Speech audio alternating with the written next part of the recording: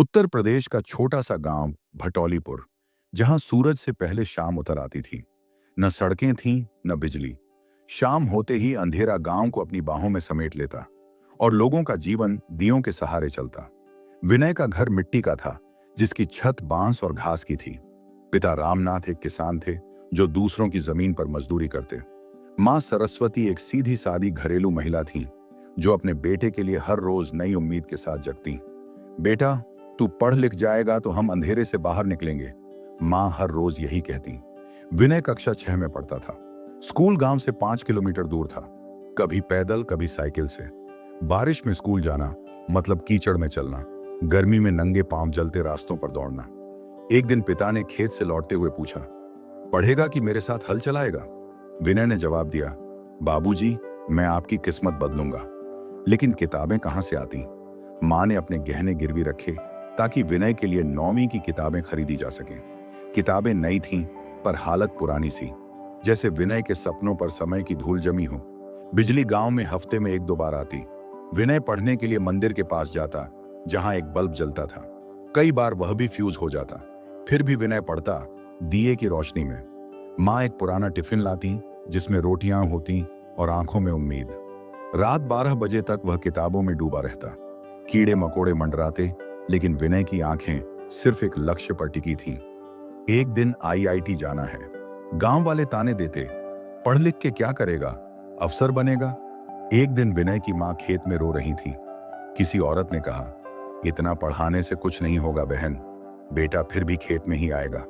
मां ने सिर उठाया और मुस्कुराकर बोली, मेरे बेटे में उजाले की आग है, ये एक दिन तुम्हारे बच्चों को पढ़ाएगा। विनय ये सब सुन रहा था। उसी रात उसने अपनी डायरी में लिखा, मैं रुकूंगा नहीं, मुझे खुद को नहीं, मां को साबित करना है। विनय ने 10वीं बोर्ड की परीक्षा दी। गांव के लोग कहते थे, इतनी मेहनत किस बात की, परीक्षा में क्या हो जाएगा? जब रिजल्ट आया, विनय ने पूरे जिले में टॉप किया। अब वही लोग मिठाई लेकर घर आ रहे थे, लेकिन विनय मुस्कुराया नहीं, क्योंकि उसकी नजरें अब और ऊंचाई पर थीं। आईआईटी। आईआईटी शब्द विनय ने पहली बार अपने गणित के शिक्षक से सुना। बेटा, तेरी सोच में दम है, आईआईटी जा सकता है तू।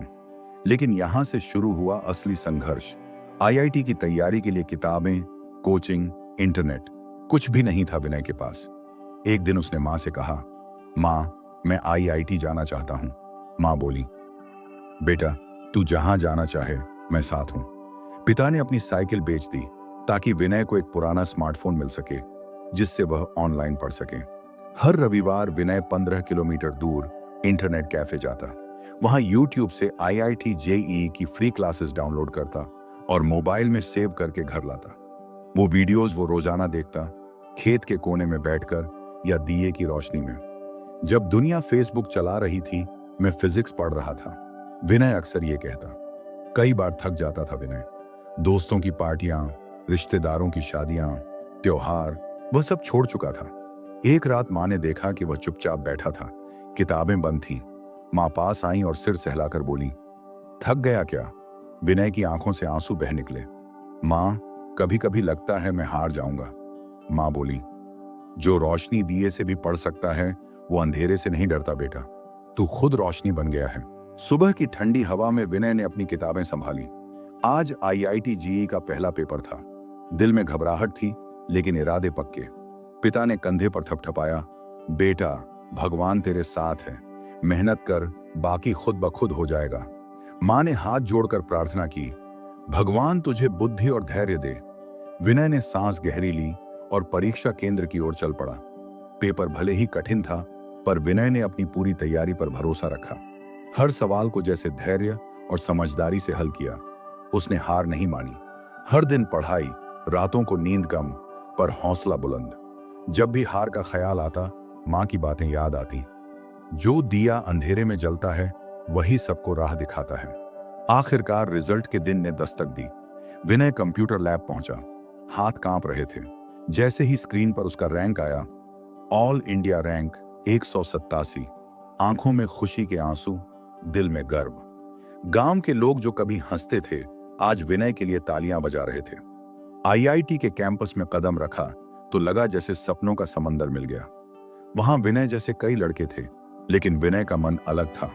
वह सिर्फ पढ़ाई के लिए था, रात दिन मेहनत की, दोस्त बने, सपने सजे। हर दिन माँ की दी हुई सीख दिल में दोहराता, मेहनत इतनी खामोशी से करो कि सफलता शोर मचा दे। स्नातक के बाद विनय के पास नौकरी के कई ऑफर आए, लेकिन उसने सोच समझकर गांव लौटने का फैसला किया। उसने कहा, सिर्फ अपने लिए नहीं, अपने गांव के बच्चों के लिए भी कुछ करना है। विनय ने अपने गांव में कोचिंग सेंटर खोला, दिया, जहां अब हर दिन कई बच्चे सपने सजाते हैं। शुरुआत में लोगों ने फिर से ताने दिए, क्या फायदा आईआईटी का जब गांव में ही रहोगे? पर विनय ने जवाब दिया, जब मैं गांव में रहकर भी बच्चे आईआईटी पहुंचा सकता हूं, तब कोई क्यों ना कर सकता है। धीरे धीरे बच्चे दिया कोचिंग सेंटर से निकलकर देश विदेश के टॉप संस्थानों में पहुंचे। आज विनय गांव के लिए एक प्रेरणा बन चुका है। उसके संघर्ष की कहानी गांव की हर जनरेशन सुनती है। मां की पुरानी तस्वीर के सामने विनय अक्सर खड़ा होता है और कहता है, मां, तुम्हारे त्याग ने मुझे रोशनी दी, मैं इस रोशनी को औरों तक पहुंचाऊंगा। संघर्ष चाहे कितना भी बड़ा हो, अगर इरादा मजबूत हो तो कोई भी मंजिल दूर नहीं। परिवार और विश्वास आपके सपनों को पंख देते हैं। अपने अंधेरों को उजाले में बदलो, ताकि तुम ही दूसरों के लिए रोशनी बन सको। अगर आपको यह कहानी पसंद आई हो तो कृपया इसे लाइक करें, सब्सक्राइब करें और अपने दोस्तों के साथ जरूर शेयर करें। आपका समर्थन हमें ऐसी प्रेरणादायक कहानियां लाने के लिए प्रोत्साहित करता है। धन्यवाद।